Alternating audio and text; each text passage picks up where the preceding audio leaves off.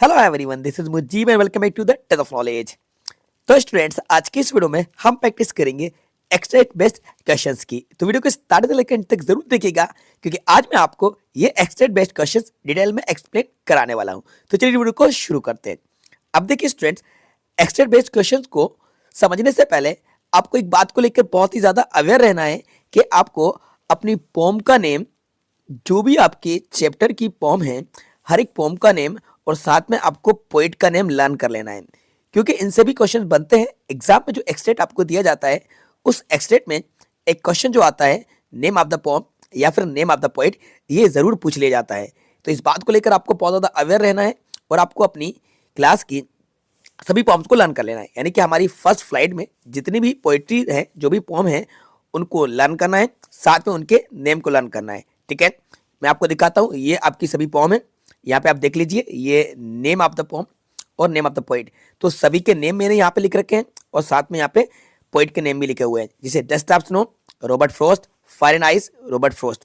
तो सभी के यहाँ पे आपको पोम के नेम और साथ में पोइट के नेम मिल रहे हैं, तो इन सबको आप लर्न जरूर कर लीजिएगा। ठीक है, मैं आपको एक एक पोम एक्सप्लेन कराता चलता हूँ और साथ में आपको उसके क्वेश्चन भी करवाता हूँ। तो आज हम सबसे पहले समझेंगे अ tiger in the zoo. A tiger in the zoo, Leslie Norris इसकी पोइटेस है। तो आपको अ टाइगर इन द जू को याद रखना है, साथ में आपको इनकी पोइटेस को याद रखना है। तो पहले हम इस पोम को समझ लेते हैं, इसके बाद मैं आपको एक और करवाऊंगा, the ball pome. The ball pome, ठीक है। तो बाल पोम जॉन बेरीमन इसके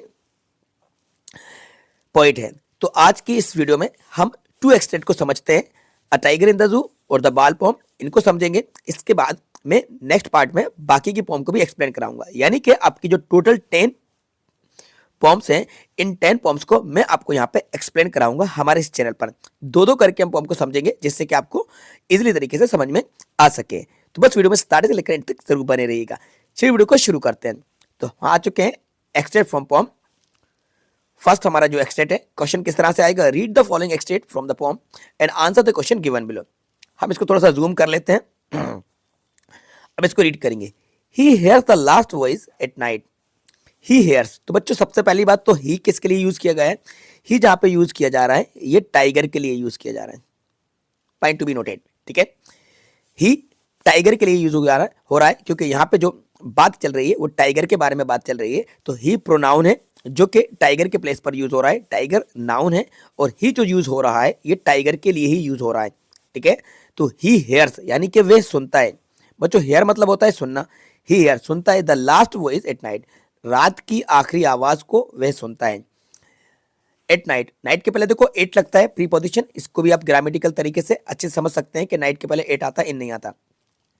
तो he hear the last voice at night, वे रात की आखिरी आवाज को सुनता है। कौन सुनता है? टाइगर सुनता है। ठीक है, द पेट्रोलिंग कार्स, यानी कि पेट्रोल करती हुई कारों को सुनता है। मतलब कि जो गाड़ियां रहती हैं जो कि गश्त करती हैं, रात में गश्त करती हैं, इसको पेट्रोल कहा जाता है। तो द पेट्रोलिंग कार्स, तो पेट्रोलिंग कार्स की आवाज वो रात में सुनता है। यानी कि गश्त करती हुई जो गाड़ियां हैं, जो कारें हैं, उनके साउंड को भी वह सुनता है। कौन सुनता है? टाइगर सुनता है।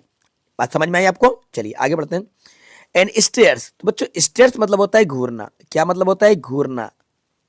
वॉच कंटिन्यू, किसी चीज को लगातार नजरें जमाकर देखने को कहा जाता है स्टेयर्स। तो इसको हम हिंदी में घूरना भी कहते हैं।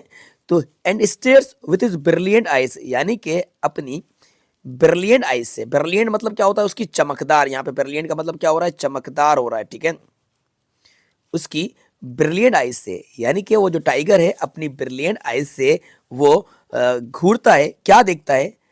At the brilliant stars, brilliant stars को देखता है, चमकते हुए तारों को देखता है। किसकी तरफ देखता है? स्टार्स की तरफ देखता है। इस बात को आप याद रखिएगा। किसको देखता है? वो स्टार्स को देखता है। कब देखता है? रात में देखता है। किससे देखता है? अपनी ब्रिलियंट आंखों से देखता है। किसको देखता है? ब्रिलियंट स्टार्स को देखता है, अपनी चमकती हुई आंखों से चमचमाते तारों की तरफ वो रात में देखता है। बात आपको समझ में आ गई?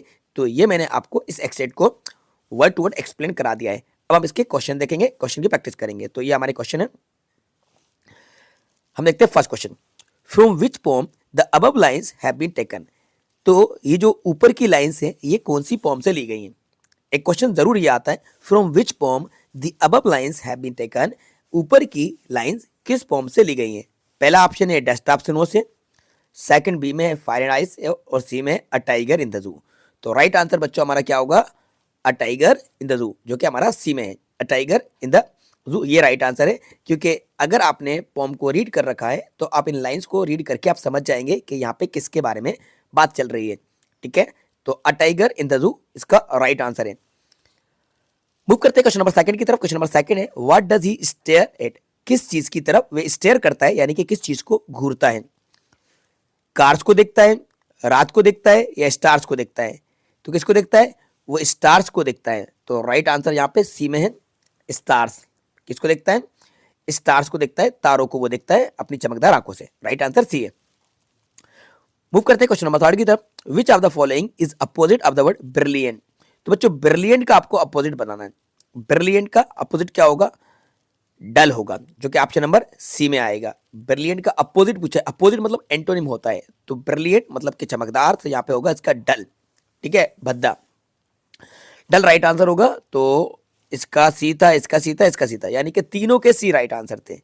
ठीक है, फर्स्ट सेकंड थर्ड तीनों के सी राइट आंसर थे। तो यहाँ पे आप आ जाइए, यहाँ पे देख लीजिए ये आंसर भी लिख रखे हैं। ठीक है, आपको समझ में आया ना अच्छे तरीके से। ये हमारा एक सेट हुआ। अब आते हैं हम सेकंड पोम, जो कि हमारी द बाल पोम है। ठीक है, जॉन बेरीमैन इसके पोइट है, इस बात को आप याद रखिएगा। इसको हम रीड करते हैं और इसके क्वेश्चन के आंसर को समझते हैं। What is the boy now who has lost his ball. तो अब वो जो लड़का है, अब वो लड़का क्या करेगा, उसकी बॉल खो गई है। Who has lost his ball, क्या हो गई है, बॉल खो गई। किसकी, वो लड़के की, जो बॉल से खेलता हुआ जा रहा था। तो अब वो जो लड़का है, अब वो लड़का क्या करेगा जिसकी बॉल खो गई है। What is the he to do, यानी क्या करेगा। ऐसा इट टू गो, मैंने उसे जाते हुए देखा था। कौन बोलता है, पॉइंट बोलता है कि वह लड़का जो अपनी बॉल से खेलते हुए जा रहा था, जिसकी बॉल खो गई है, तो अब वो क्या है और अब वो क्या करेगा। ठीक है, मैरली बाउंसिंग, मैंने उसको बॉल के साथ खुशी खुशी खेलते हुए देखा था। मैरली मतलब होता है बच्चों हैप्पीली, मैरली मतलब क्या होता है, हैप्पीली, यानी खुशी से वो बॉल को उछालते हुए जा रहा था। बाउंस मतलब उछालना होता है, मैरली बाउंसिंग, खुशी से वह अपनी बॉल को बाउंस करते हुए जा रहा था। डाउन द स्ट्रीट मतलब कि स्ट्रीट में, गली में। And then merrily over there it is in the water, और वो जो बॉल थी, वो बॉल उसकी बाउंस होते हुए वाटर में चली जाती है। कहाँ पे चली जाती है, वाटर, पानी में चली जाती है। ठीक है, तो ये जो स्टोरी है, ये जो लाइन है, ये हमारी द बाल पोम से ली गई है। तो पॉइंट यहाँ पे बताते हैं कि वो जो लड़का जिसकी बॉल खो गई है, अब वो क्या करेगा, मैंने उसको जाते हुए देखा था। वो खुशी खुशी अपनी बॉल को उछालते हुए अपनी बॉल के साथ गली में खेलते हुए जा रहा था, और उसकी बॉल वाटर में चली जाती है, पानी में चली गई। अब वो लड़का क्या करेगा।